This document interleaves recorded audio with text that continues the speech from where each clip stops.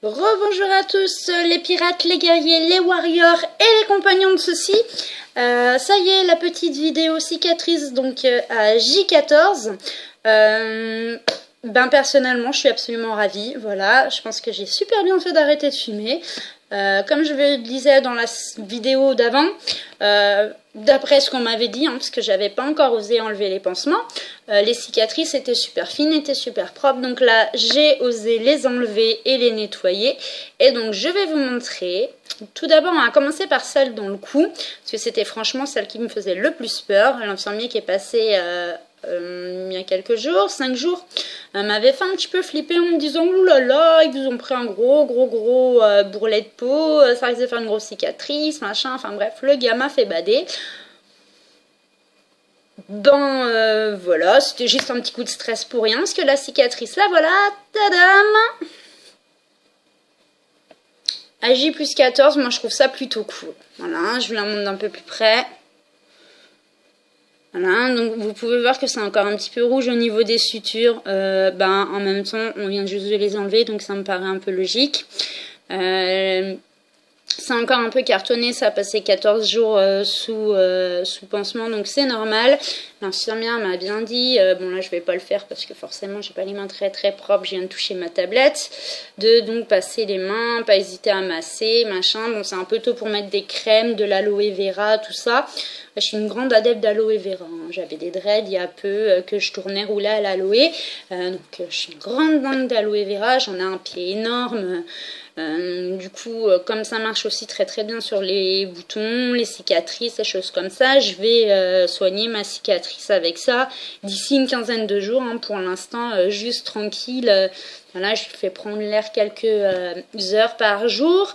Mais je vais continuer quand même de la protéger, mettre des petits pansements quand je prends le soleil, parce qu'on sait que le soleil c'est quand même pas le meilleur allié pour la cicatrisation.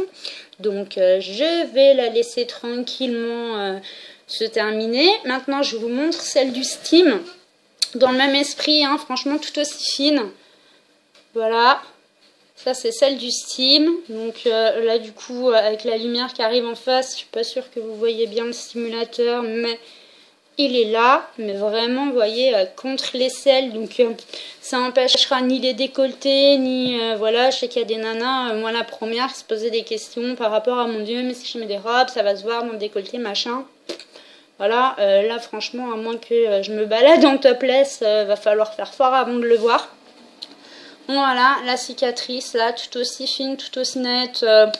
Voilà, une fois qu'elle sera bien plat, une fois que je l'aurai massée pendant quelques temps, je pense que vraiment tranquille. Donc voilà, petite vidéo cette fois-ci, parce que je vous aurais quand même pris la tête une demi-heure ce matin avec la vidéo de présentation. Là, je voulais juste partager ma joie avec vous, et puis que vous ayez une vraie image, parce que dans les recherches Google, quand on tape aussi bien cicatrice VNS que VNS scar, comme je vous le disais, il y a essentiellement des choses en anglais. C'est pas franchement très réjouissant. On voit beaucoup de vidéos d'enfants, donc les enfants cicatrisent beaucoup moins bien, contrairement à ce qu'on pourrait croire. Les enfants cicatrisent beaucoup moins bien. Moi j'ai une cicatrice d'appendicite qui est juste énorme et hideuse, alors que quand je vois ça, voilà, je suis refaite. Voilà, c'est vraiment le cas de le dire, je suis ravie. Voilà, c'était pour vous rassurer aussi par rapport à ça. Mesdames, c'est dans le pli du cou, donc franchement une fois que ça sera cicatrisé, je pense que ça se verra à peine. Messieurs, pareil, vous attendez pas à avoir des trucs de 1,5 cm, enfin voilà, je pense que ça peut déjà en rassurer quelqu'un. J+14, voilà, en tout cas c'est le but, c'est vraiment fait pour ça. J'espère vous rassurer à travers ces vidéos. Si jamais encore des questions par rapport à la cica, n'hésitez pas, ici. Je le réitère, c'est pas pour radoter, hein, c'est juste que des questions ici, des questions sur Facebook, des machins. Comme je suis encore une fois en période de convalescence, si je peux passer un petit peu moins de temps devant mon PC, c'est quand même pas du luxe. Je peux pas déjà vraiment profiter du soleil, mais pour autant, je suis quand même assez adepte de sieste, comme je le disais dans l'autre vidéo. Donc oui, on peut mettre le téléphone en mode avion, mais j'ai quand même également des médecins, des infirmières qui m'appellent. Enfin bon, bref, je peux pas me mettre non plus tout le temps en mode avion. Et puis il y a quand même pas mal de copains qui me demandent des nouvelles, donc voilà, je vais pas non plus passer à côté de mes copains pour répondre à des questions auxquelles je pourrais répondre ici et en vidéo et dans les commentaires. Donc surtout, n'hésitez pas à les poser. Les vidéos suivront, voilà, en fonction également de vos questions. Donc voilà. Faut pas hésiter, je vous souhaite à tous une excellente journée ensoleillée. Je rappelle aux épileptiques de non seulement bien vous hydrater, mais également fuir un peu le soleil à l'heure chaude, puisque photosensible ou pas, d'ailleurs la photosensibilité se fera également l'objet d'une vidéo. Photosensible ou pas, faut quand même vous rappeler que les traitements vous fatiguent et que vous êtes plus sensible à la chaleur.